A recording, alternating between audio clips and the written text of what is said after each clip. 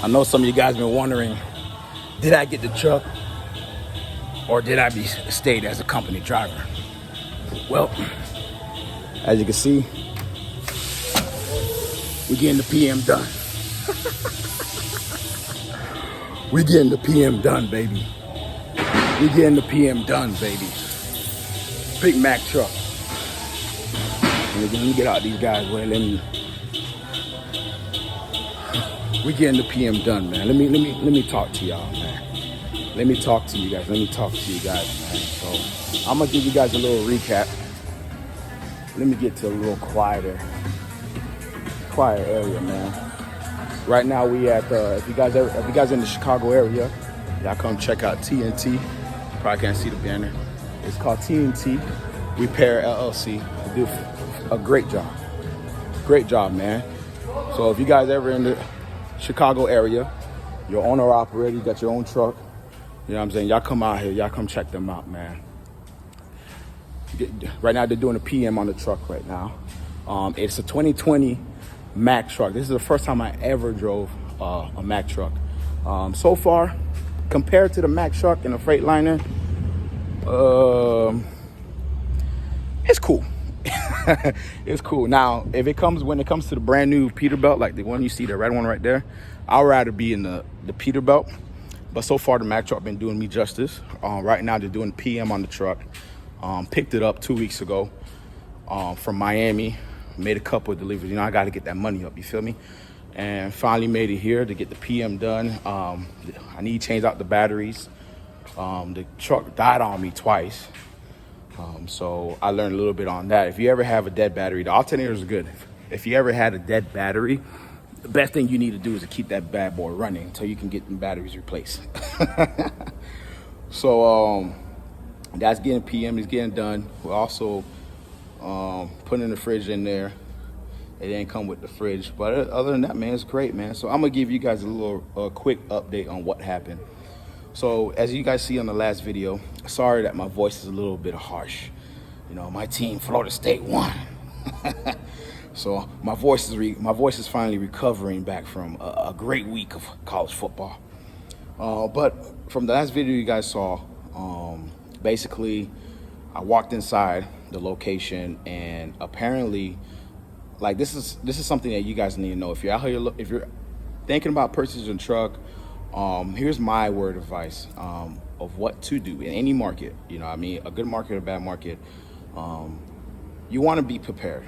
You know, if you don't have great credit, be prepared to have a higher interest rate, to have a higher down payment. They might want you to put 20, 30, 40% down.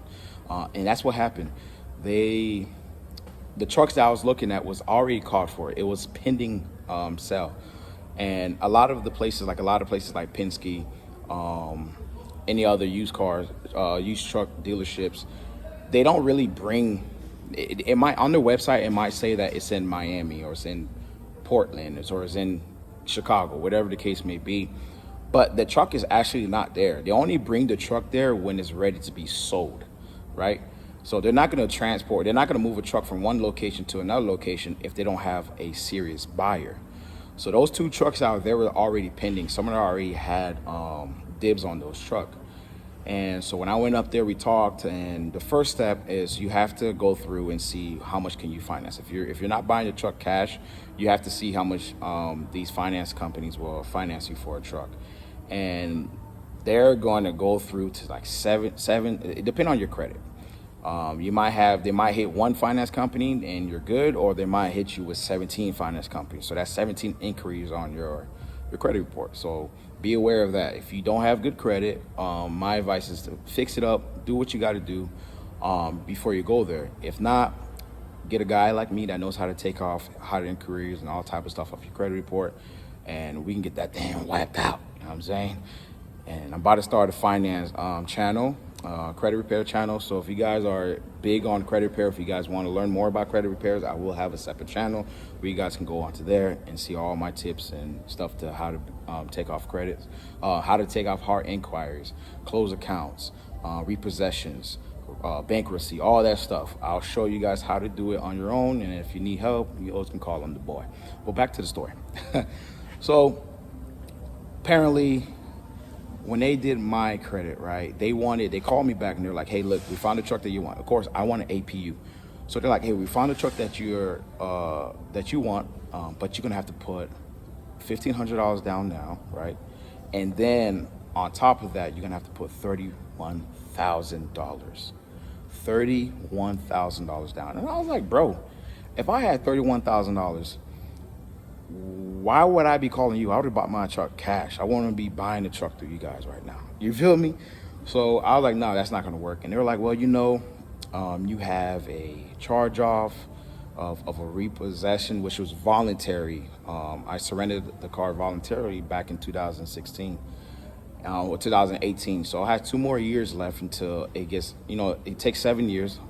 After 7 years, any inquiries that were posted on your credit report just disappear, right? So I basically told the guys, like, man, listen, I'd rather go pay $8,000 to go pay that charge off. That's the problem. And when he heard that, his spider sense started to tingle.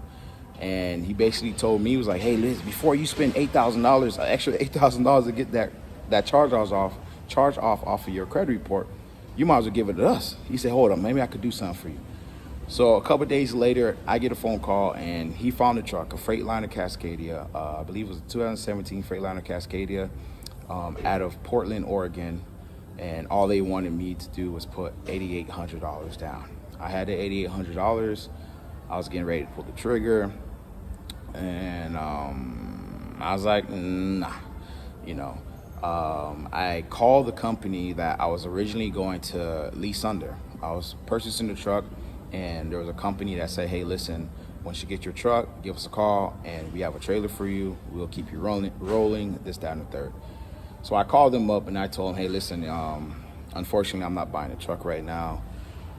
So when I do, I'm thinking about going back to my old company. And when I do go back to my old company and I get back into the position I need to be, I'll do this all over again. And these guys were so great. The guys were like, hey, listen, how about this? We're purchasing a brand new truck down there in Miami. If you're willing to go pick that truck up and drive that truck, you can come still work with us. And that's the truck I'm in right now. It's a 2020 Mack Anthem truck, right? I'm still learning the parts and the pieces and stuff like that. And they're like, hey, you grab that truck, you roll with us, you do what you got to do. And then when you're ready, you could just transition. And come to find out that, man, that is my truck now. The guy is great, man. So that's why I'm here right now. I'm getting the PM done. Finally getting the PM done. Getting a lot of stuff put it into it. The experience has been great, man. When I said God is good, man. You might think that everything's coming to an end, and then you just don't know when God's just gonna come and surprise you, man. And it's been a great experience. Would I purchase a truck in this market? Of course, you know what I mean. But what I've learned was this is serious. If you're thinking about buying a truck in any market, this has to be something that you're willing to go all in. I'm not saying I'm not willing to go all in, because I'm a rider. I run. But you have to be prepared, not only with your credit, but you always have to have additional money stacked up, and additional money that, you don't have to worry about when you do get on the road, because you're going to have to run, man. This is your business. This is your way of making income. And you got to take it serious, just like anybody else. So if you're thinking about getting the truck, it all depends on you. Is the market great right now? Depends who you ask. But it doesn't matter what market you're in, good or bad, as long as your overhead is lower. If you have a low overhead, you can make it in any market. You have to be very financial disciplined. You have to be very money conscious. You can't be out here getting $7,000 cruises and booking all type of trips, buying Cuban links and doing this and third. You really got to take this seriously, because this is your business. And at first it's going to be rough, But if the more and more you continue on growing and growing and growing, learning the industry, learning how to feel, learning how to take routes, learning how to manage your clock and stuff like that, the better you'll become. All right. So I am in the truck. I'm in the Mac 2020. I'm very excited, man, about this new adventure. I came a long way, man. I'm not even gonna lie. I came a long way, went through a lot of adversity throughout this journey. But at the end of the day, man, this was one of the best things, best decisions I have made. And I'm in Chicago, so someone just sent me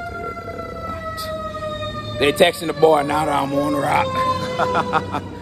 But truck getting PM. I'm gonna see you on the next one. I got some things I gotta do. I gotta stop by Walmart. I gotta get me a an air fryer, cause we gonna cook some salmon in the truck. I'm gonna show you guys how to save your money while you're on the road. Until then, I'm gonna holler on your next one. Let's go.